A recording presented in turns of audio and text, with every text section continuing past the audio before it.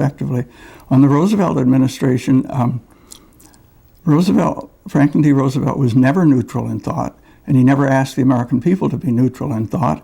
And each step that he took to aid the British sort of war drew us more closely toward involvement in the war. He said they weren't, but they were. And the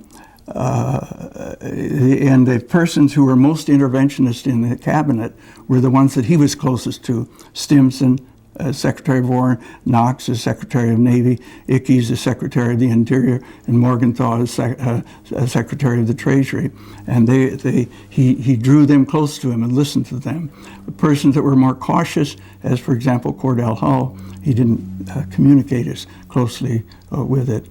Now there are differences of opinions on this. I know one very able scholar who insists that this is wrong, that Roosevelt never expected the United States to enter the war under any circumstances, and that his aid short of war policies were in fact designed to be short of war.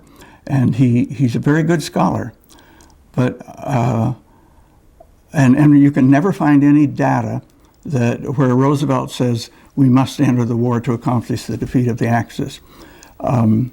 Nonetheless, I think sometime in 1941, if not before, he decided that the United States, that the Axis powers could not be defeated without the full participation of the United States in the war.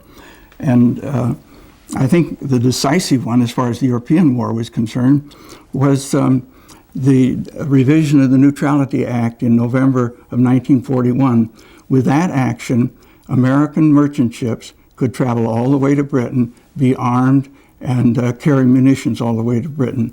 It was just as certain as anything that could be that those ships would be attacked by German submarines and German planes, and those would have brought us into the war.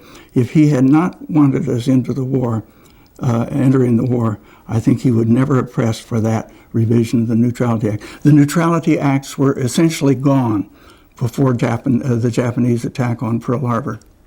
Make the link, if you would,